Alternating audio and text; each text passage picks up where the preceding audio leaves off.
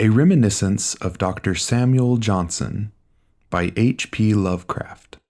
The privilege of reminiscence, however rambling or tiresome, is one generally allowed to the very aged. Indeed, 'tis frequently by means of such recollections that the obscure occurrences of history and the lesser anecdotes of the great are transmitted to posterity. Though many of my readers have at times observed and remarked a sort of antique flow in my style of writing, it hath pleased me to pass amongst the members of this generation as a young man, giving out the fiction that I was born in 1890, in America. I am now, however, resolved to unburthen myself of a secret which I have hitherto kept through a dread of incredulity, and to impart to the public a true knowledge of my long years, in order to gratify their taste for authentic information of an age with whose famous personages I was on familiar terms. Be it then known that I was born on the family estate in Devonshire, of the 10th day of August, 1690, or, in the new Gregorian style of reckoning, the 20th of August, being therefore now in my 228th year. Coming early to London, I saw as a child many of the celebrated men of King William's reign, including the lamented Mr. Dryden, who sat much at the tables of Will's Coffee House. With Mr. Addison and Dr. Swift I later became very well acquainted, and was an even more familiar friend to Mr. Pope, whom I knew and respected till the day of his death. But since it is of my more recent associate, the late Dr. Johnson, that I am at this time desired to write, I will pass over my youth for the present. I had first knowledge of the doctor in May of the year 1738, though I did not at that time meet him. Mr. Pope had just completed his epilogue to his satires, the piece beginning, "Not twice a 12-month you appear in print," and had arranged for its publication. On the very day it appeared, there was also published a satire in imitation of Juvenal, entitled London, by the then unknown Johnson, and this so struck the town that many gentlemen of taste declared it was the work of a greater poet than Mr. Pope. Notwithstanding what some detractors have said of Mr. Pope's petty jealousy, he gave the verses of his new rival no small praise, and having learnt through Mr. Richardson who the poet was, told me that Mr. Johnson would soon be déterré. I had no personal acquaintance with the doctor until 1763, when I was presented to him at the Mitre Tavern by Mr. James Boswell, a young Scotchman of excellent family and great learning, but small wit, whose metrical effusions I had sometimes revised. Dr. Johnson, as I beheld him, was a full, pursy man, very ill-dressed and of slovenly aspect. I recall him to have worn a bushy bob wig, untied and without powder, and much too small for his head. His clothes were of rusty brown, much wrinkled and with more than one button missing. His face, too full to be handsome, was likewise marred by the effects of some scrofulous disorder, and his head was continually rolling about in a sort of convulsive way. Of this infirmity, indeed, I had known before, having heard of it from Mr. Pope, who took the trouble to make particular inquiries. Being nearly 73, full 19 years older than Dr. Johnson, I say doctor, though his degree came not till 2 years afterward, I naturally expected him to have some regard for my age, and was therefore not in that fear of him which others confessed. On my asking him what he thought of my favourable notice of his dictionary in the Londoner, my periodical paper, he said, "Sir, I possess no recollection of having perused your paper, and have not a great interest in the opinions of the less thoughtful part of mankind." Being more than a little piqued at the incivility of one whose celebrity made me solicitous of his approbation, I ventured to retaliate in kind, and told him I was surprised that a man of sense should judge the thoughtfulness of one whose productions he admitted never having read. "Why, sir," replied Johnson, "I do not require to become familiar with a man's writings in order to estimate the superficiality of his attainments, when he plainly shews it by his eagerness to mention his own productions in the first question he puts to me." Having thus become friends, we conversed on many matters. When, to agree with him, I said I was distrustful of the authenticity of Ossian's poems, Mr. Johnson said, "That, sir, does not do your understanding particular credit. For what all the town is sensible of is no great discovery for a Grub Street critic to make. You might as well say you have a strong suspicion that Milton wrote Paradise Lost."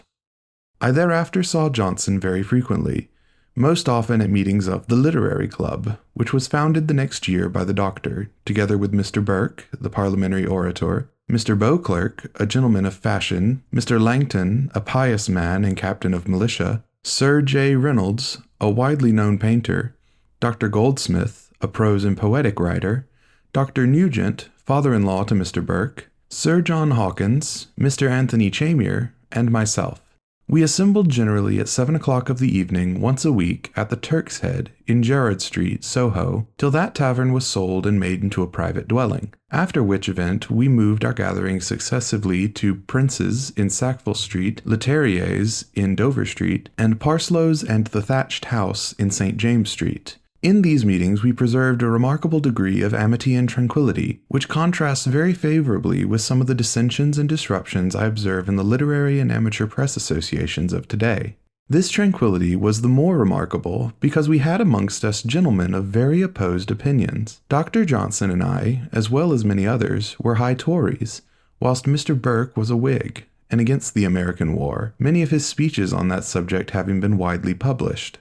The least congenial member was one of the founders, Sir John Hawkins, who hath since written many misrepresentations of our society. Sir John, an eccentric fellow, once declined to pay his part of the reckoning for supper, because 'twas his custom at home to eat no supper. Later he insulted Mr. Burke in so intolerable a manner that we all took pains to show our disapproval, after which incident he came no more to our meetings. However, he never openly fell out with the doctor, and was the executor of his will, though Mr. Boswell and others have reason to question the genuineness of his attachment. Other and later members of the club were Mr. David Garrick, the actor and early friend of Dr. Johnson, Messrs. Thomas and Joseph Wharton, Dr. Adam Smith, Dr. Percy, author of The Relics, Mr. Edward Gibbon, the historian, Dr. Burney, the musician, Dr. Malone, the critic, and Mr. Boswell. Mr. Garrick obtained admittance only with difficulty, for the doctor, notwithstanding his great friendship, was forever affecting to decry the stage and all things connected with it. Johnson, indeed, had a most singular habit of speaking for Davy when others were against him, and of arguing against him when others were for him. I have no doubt but that he sincerely loved Mr. Garrick, for he never alluded to him as he did to Foote, who was a very coarse fellow despite his comic genius. Mr. Gibbon was none too well liked, for he had an odious, sneering way which offended even those of us who most admired his historical productions. Mr. Goldsmith, a little man very vain of his dress and very deficient in brilliancy of conversation, was my particular favorite, since I was equally unable to shine in the discourse.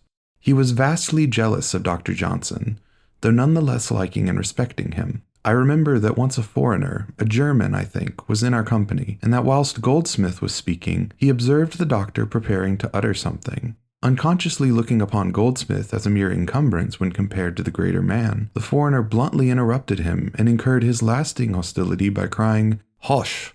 Dr. Johnson is going to speak."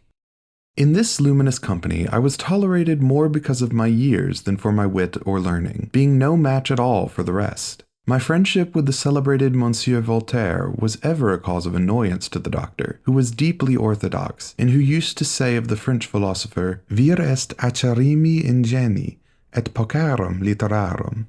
Mr. Boswell, a little teasing fellow whom I had known for some time previously, used to make sport of my awkward manners and old-fashioned wig and clothes. Once coming in a little the worse for wine, to which he was addicted, he endeavored to lampoon me by means of an impromptu in verse writ on the surface of the table, but lacking the aid he usually had in his composition, he made a bad grammatical blunder. I told him he should not try to pasquinade the source of his poesy. At another time, Bozzy, as we used to call him, complained of my harshness towards new writers in the articles I prepared for the monthly review. He said I pushed every aspirant off the slopes of Parnassus. "Sir," I replied, "you are mistaken. They who lose their hold do so from their own want of strength, but desiring to conceal their weakness, they attribute the absence of success to the first critic that mentions them." I am glad to recall that Dr. Johnson upheld me in this matter.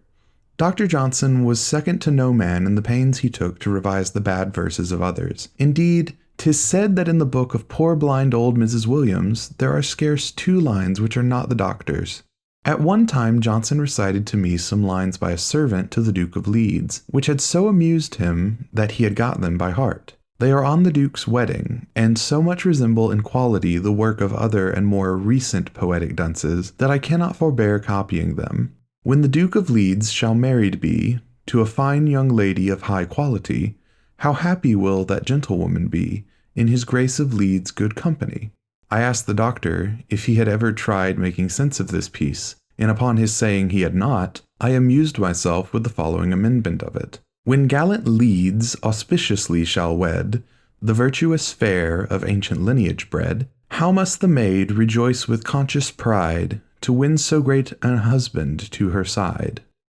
On showing this to Dr. Johnson, he said, "Sir, you have straightened out the feet, but you have put neither wit nor poetry into the lines." It would afford me gratification to tell more of my experiences with Dr. Johnson and his circle of wits, but I am an old man and easily fatigued. I seem to ramble along without much logic or continuity when I endeavor to recall the past, and fear I light upon but few incidents which others have not before discussed.